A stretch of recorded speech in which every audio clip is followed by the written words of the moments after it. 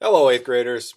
Okay, so my video today is that we are going to start chapter 9, which means we're really, really close to the end of the school year.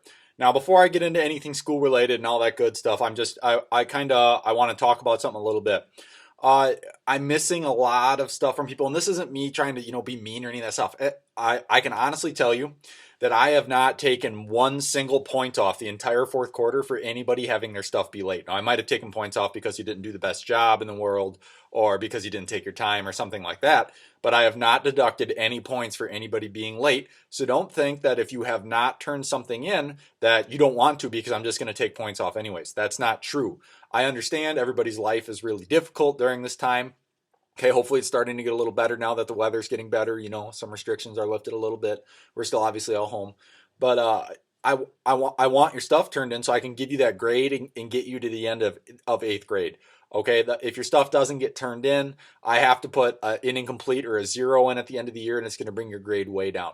So this is kind of I'm asking you to check Power School, please, and go back in Google Classroom and turn in any assignments that are missing. I will not deduct points for them being late. I just need them turned in. Okay. Now on to chapter 9. Okay. Chapter 9 is very, very short. Okay, that's why we were able to get the whole book in this year, which is great. That means you will be ready to go freshman year of high school. There won't be any gaps in what you should have covered, okay? Because in eighth grade, you want to cover this whole textbook. So in freshman year, you can start the second half of U.S. history. So it's really good that we're going to get to the end of where you should be, which is perfect, actually, considering everything that's gone on this year between obviously COVID-19. I had to miss a little bit of time of school early in the year because I had my baby. Okay, so it's really cool that we get to finish the book. All right, so chapter 9 is called Reconstruction. Reconstruction is the time period after the Civil War, and it really focuses on the South. Reconstruction is how the country comes back together to make one country again, because remember, the Union and the Confederacy were technically two different countries during the Civil War. So now we have to try and put them all back together, which, if you can guess, doesn't necessarily go very smooth, right? Because just because the war ended doesn't mean everybody's hard feelings go away. The people in the North are still like, oh, those Southerners tried to leave us. And people in the South are like, we don't really want to be here. Okay, but they have to be. So it's it's a situation that you have to deal with. So if you want to follow along with me, I'm on page 492. Okay, let's get through 9.1 together.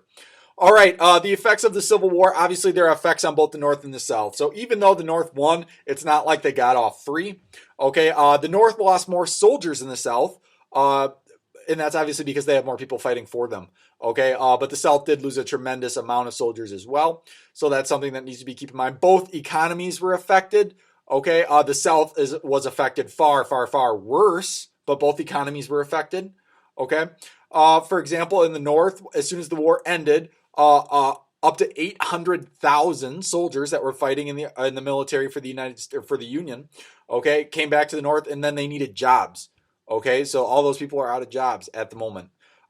These wartime conditions, such as factories making extra things during the war, well, they started to close. They didn't have to make those things anymore, which meant people lose their jobs that way. Okay, so in the North, the factories are struggling a little bit, but they'll come back up relatively soon. Anywhere that bases their stuff on industrialization at this time, their economies recover rather quickly. But so the Union's economy is hurt a little bit. The South, on the other hand's economy is hurt way worse. The South's economy is based on agriculture, okay? They farm. That's what they do to make money. If you remember, the North used total war to win, which means they wrecked all fields, all barns, all livestock, all houses, all railroads, everything, just destroyed it all. Okay, so the South has a really, really difficult time coming back. And they can't even plant because the North killed all of their, whether they're using ox to pull or whether they're using mules or horses, it doesn't matter. They killed them all. So the South has no way to get their economy going again. So they're really struggling. People are starving. People don't have money. Another thing to keep in mind is since the Confederacy started its own country, they made their own money. Okay.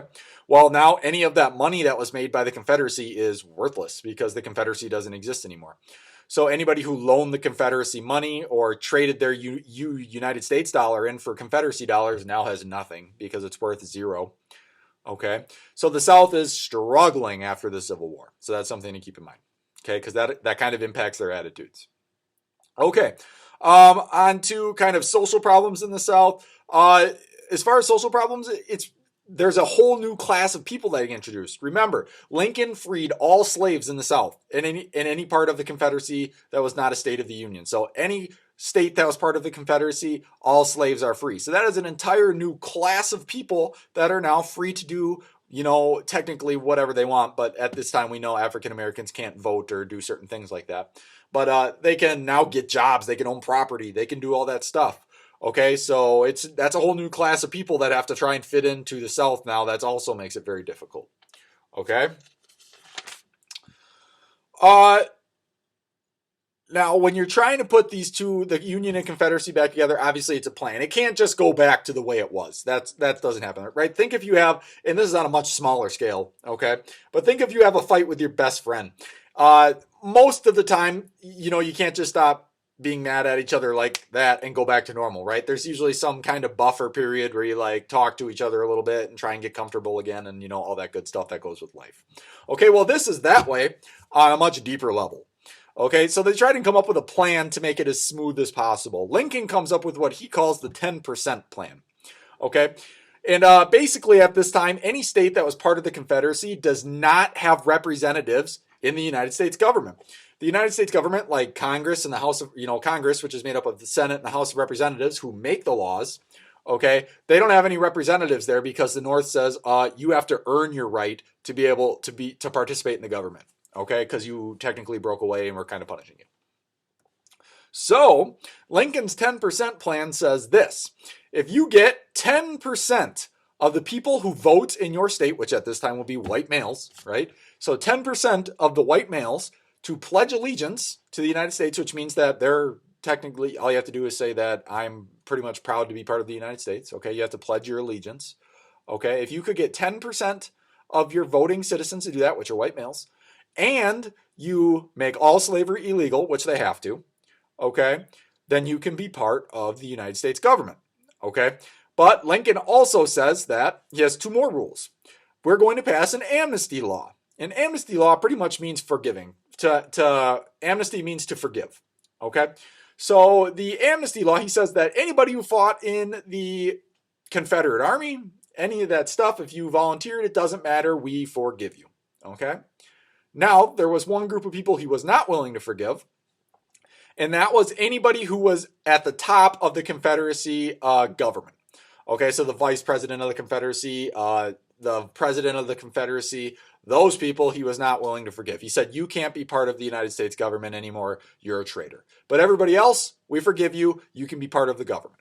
Okay, so he was trying to make it really easy for these southern states to get back and be part of the Union again. He wanted to make it easy on them because he knew they were struggling so bad. He's like, you know what? Why punish them more than they already are? Let's just, they're our countrymen. Let's get them back here. Okay, let's, kind of accept them again.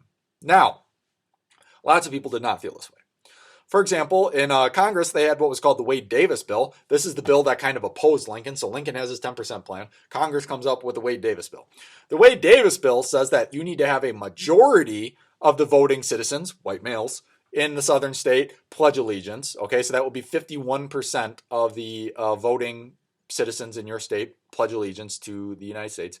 And they need to ban slavery. Okay, so that's obviously a much harsher bill. It went from 10% of the people to now half, 51%, a little over half, okay, have to pledge allegiance. So that's going to be harder to do. So it's considered, it's a stricter law. And it also said that anyone who volunteered to fight for the Confederacy or be in the Confederate government could not be part of the United States government. So it was a little stricter in that way too. Okay, so they eliminate a lot more people from being in the new government, and they make it tougher to get in. Okay, that's the Wade-Davis bill. Lincoln throws this thing out right away. He says, nope, too harsh. See you later.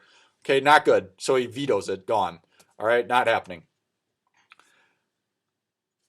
Along the next line, we'll come back to those plans in just a second, okay? A new program in the government is called the Freedmen's Bureau.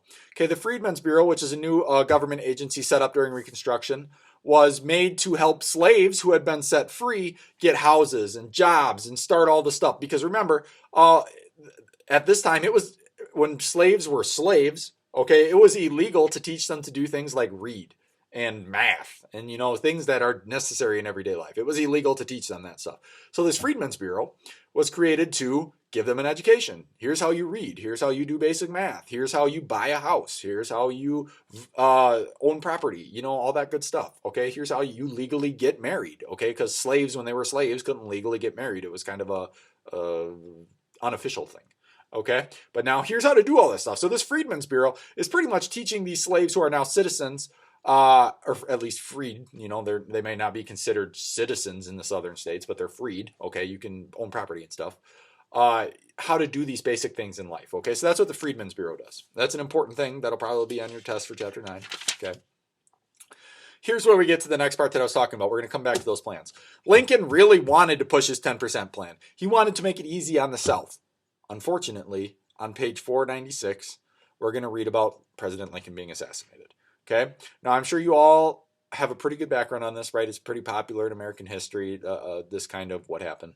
John Wilkes Booth, 5 days after Robert E. Lee surrenders at the end of the Civil War, goes into Ford's Theater and assassinates President Lincoln. Okay, President Lincoln dies the next morning. John Wilkes Booth is caught in a barn with his leg broke, and they end up killing him there. Okay, so that's kind of how that story goes. Unfortunately, it's terrible in American history, right? Anytime anybody dies is terrible, but this is a president. Okay, so now the country has to figure out what to do, because this is the first president that's ever been assassinated or attempted to be assassinated. Okay, so they are going through kind of what happened. Obviously, he's transported back to his hometown of Springfield, Illinois. That's where President Lincoln is buried. Okay, and all along the ways, people are showing their respects for all the great things that he did.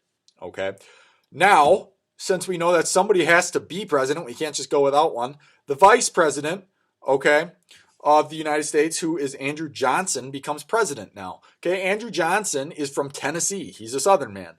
But when his state, Tennessee, left the Union, they were part of the Confederacy, Andrew Johnson said, I am not leaving. I'm going to stay part of the Union. So he swore his allegiance to the Union, even though he was from the South. Okay, so that's why he got to stay in the United States government. So now he's president of the United States. Now, he is not as harsh as some of the people in Congress, but he's not as easy on the South as President Lincoln. Okay, Andrew Johnson's plan says that over half of the people in the southern states have to pledge their allegiance. So that's kind of the hard part.